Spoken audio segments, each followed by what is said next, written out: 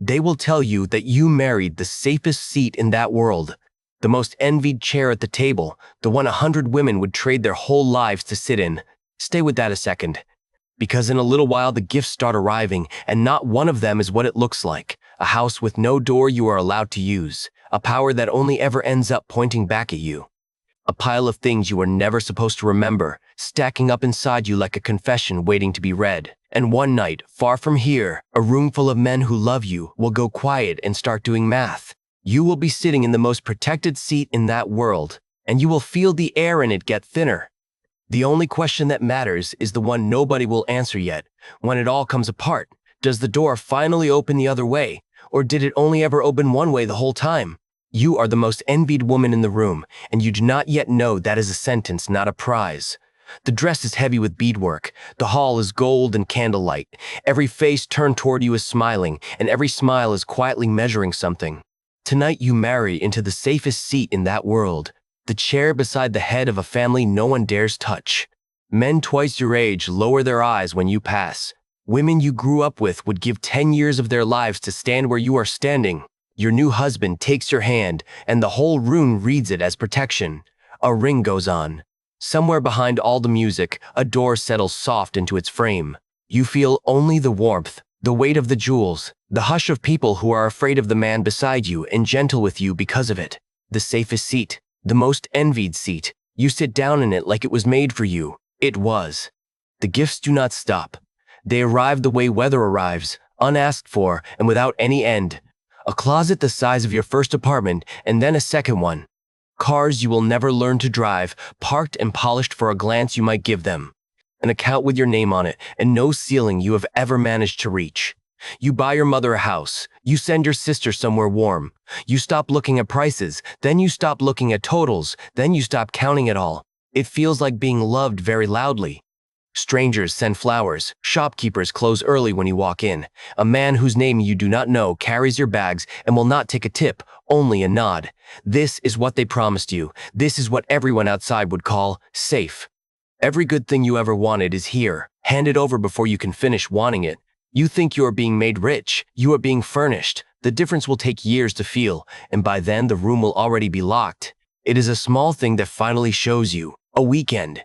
You want to take your sister to the coast, just the two of you, the way you used to. You go looking for your passport. The drawer where it lived is empty, and so is the next one. You ask, lightly, still smiling. Someone will bring it down for you, they say. Someone always brings things down for you now. You ask again, less lightly. Your husband kisses your forehead and tells you the roads are not safe this time of year, that he worries, that he would never forgive himself. Every word is tender, none of them is yes. You walk the house that night and really look at it. The walls you called beautiful, the men at the gate you called protection, the phone that works perfectly for the calls that come in. You try the front door, not to leave, only to feel it. It opens. You step out. 2 men rise from a car at the curb, unhurried, polite, already moving toward you. You step back inside. The door closes the way it always has, soft and expensive. The gift was the lock. Every comfort they buried you under was a wall, laid one weekend at a time, and you helped carry the bricks. You are not protected here, you are kept. The cold going through you is simple. There was never going to be a someday you just walked out of. You learn to read the table, not the food, the faces. Dinners are warm, the light is low and gold, the food endless, the laughter real until it isn't. A man you have met twice arrives late and apologizes beautifully. He compliments your home, your dress, the wine. Your husband smiles back and asks after the man's children by name. How is the oldest? Is he still in the city? Such a good boy. The man stops eating. The table keeps laughing. Only you and he understand that a single sentence about his son was the whole conversation, and everything else was napkins. He leaves early. He is very careful after that. No voice was raised. No threat was spoken. A father was simply reminded over dessert of how much could be reached. You sit at the warmest table in that world and feel the true temperature of it for the first time. You begin to hear the second meaning under every kind thing said in this house. Once you can hear it, you cannot stop. And you understand it has been said about you too, at tables you were never invited to, by men smiling exactly like this. There is a man who speaks to you like you are furniture. At a party, he lets his hand sit too long on your back and laughs when you move away. You mention it once, in the garden, almost to yourself, to your husband over a phone held between you. You are not even angry by then. You are testing something. 3 days later, the man is gone. Not dead. That word is never used in this house. Gone. His business changed hands. His family moved somewhere. None of you will ever visit. His name simply leaves the air, the way a chair is carried out between courses. You said 8 words in a garden and a whole life rearranged itself around them. For one evening, it is the most powerful you have ever felt. You understand, finally, what the seed is worth. A word from you weighs more than another man's entire year. You go to sleep warm with it. It does not occur to you yet to ask what it costs to spend a thing like that, or who keeps the receipt. The second time, you do not feel powerful. A woman who works in your house steals from you, small things, then not small. You know exactly who. You only have to say it the way you said it in the garden. You open your mouth and something stops you, and it takes you a while to name what. If you point, a thing happens, and if a thing happens, you are the one who pointed. Out in the world, you are the wife. No one can touch. The name on no charge sheet, the one they can never reach. In here, the moment you use the power, you become a person who used it, a participant, someone with a reason and a witness and a hand in it. The same word that makes you untouchable out there, makes you accountable in here. And accountable in this house has never once meant a courtroom. So you say nothing. You let yourself be robbed, and you smile, and you let it go. You carry a loaded thing you will never be allowed to fire. The power was never yours to spend. It was a leash they let you feel the weight of, so you would always know it was there. You are most obedient at the exact moment you feel most armed. They stop sending you out of the room. It feels like being let in. At first, the men go quiet when you carry the coffee through. Then, slowly, they don't. You become a pair of ears the family trusts, and being trusted in this house feels like the warmest thing it has ever handed you. You learn which name means money and which name means a problem solved. You learn the back rooms, the routes, the nights that are never spoken of in daylight. You hold a ledger once while a man adds a column, and you understand every line of it. Your husband starts asking what you think. You are not furniture now. You are close. You are inside. And every night you go to bed a little fuller than you woke. One more name, one more room, one more thing you can never again unknow. It feels like closeness. You will not understand for a while that closeness, in here, is only another word for how much of the truth they have already poured into you. There is a chair at the next family gathering that no one sits in. You knew her. She sat in it last spring, 2 seats from you, and she talked. A little too freely, a little too often, about things the rest of you had learned to leave in the dark. People smiled tightly when she spoke. You remember thinking she was brave. The chair is empty now. No one explains it. No one is wearing black. She is simply not at the table, and her husband is, and he eats. You ask, once, where she has gone, and the silence that answers you is its own complete sentence. You look at the empty chair, and you finally understand what you have become. Every name you learned, every room, every night you were trusted with, it is not closeness sitting inside you. It is testimony. You are a walking confession in a beautiful dress, and a confession is only safe while it stays shut. She knew too much and said a sliver of it out loud. The cold thing that climbs your spine at that table is not grief for her. It is the arithmetic arriving on its own, that her chair and your chair are the same chair, and you have simply not been emptied out of yours yet. One night, they do not leave you waiting outside. You are brought into the back room itself.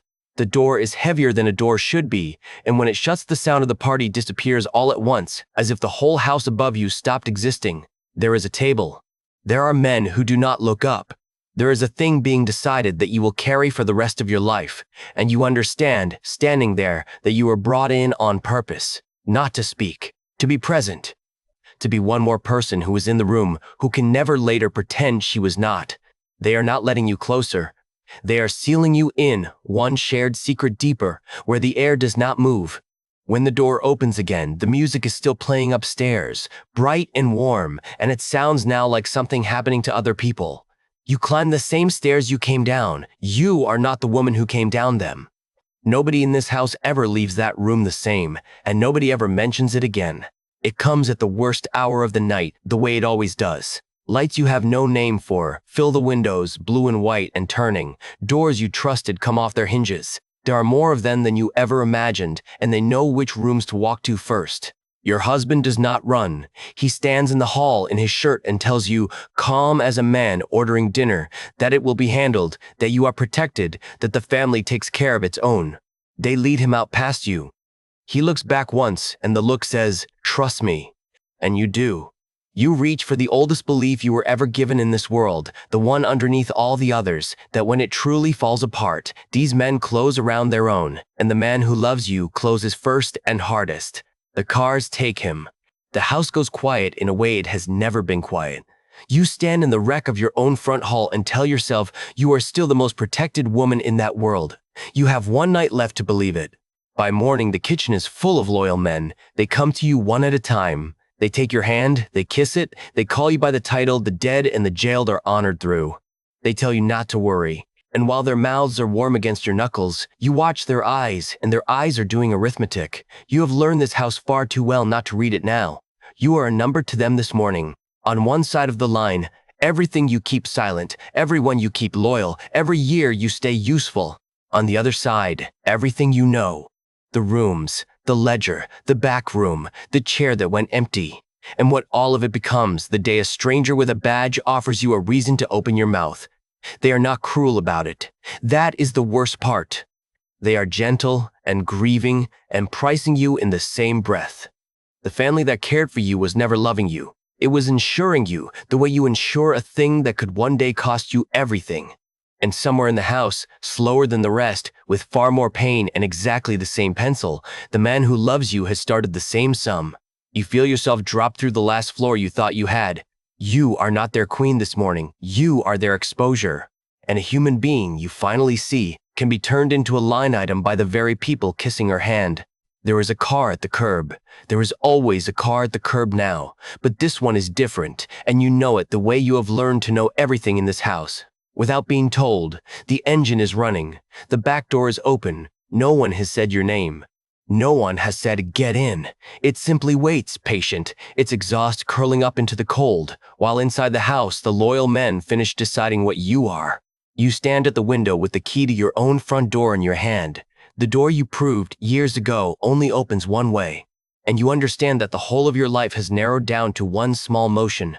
Whether you walk out to that car, whether you turn the key, whether the most insured woman in that world is, this morning, being driven somewhere safe or driven to the place wives go when their knowing finally outgrows their use. You cannot tell who is in the driver's seat. From here, it could be a stranger. From here, it could be him. You stand very still, the key warm in your fist, and for the first time, you let yourself ask the question they trained out of you on the very first day. Here is the first thing they ever taught you in that world. Before the gifts, before the vows, on the very first day, in a voice so soft you mistook it for care, never turn the key. You thought it was about safety. A wise small rule, like locking up at night. It was never about keeping the danger out. It was about keeping you in. They taught it first because they already knew the truth. It would take you all these years to reach. That one day, you would stand at a window with a key in your hand and want, more than you have ever wanted anything, to use it. The seat the whole world envied was a cell with good lighting. The gifts were the bars. The power was the leash. The knowing was the sentence. And the love, the last and kindest lock, was only ever the one that took the longest to turn. The car keeps idling. You finally understand, it does not matter who is driving. There was never a door at the end of this that opened outward. There was only ever the key you were told, on day one, to leave exactly where it sat, because they always knew that wanting to turn it would be the most dangerous thing you ever did. You set it down, not because you are safe, because you have finally learned what safe always meant in here. From the outside, the seat still looks like everything. The house, the cars, the name no one dares say wrong, the woman at the warm center of all of it who never again has to be afraid of anything ordinary. From out there, 100 people would still trade their whole lives to sit where you are sitting. The seat is still warm, you are still in it, and the door, behind all that gold, still opens only one way. No one is coming to free you, because to everyone watching there is nothing to be freed from. That is the last cruelty of the most envied seat in that world. It is a prison no one outside can see, and its bars are made of exactly the things they wish they had. You sit in it, you will keep sitting in it, The most envied seat, the most beautiful door, the one you were told from the very first day never to walk through, and now, at last, you understand you never could have.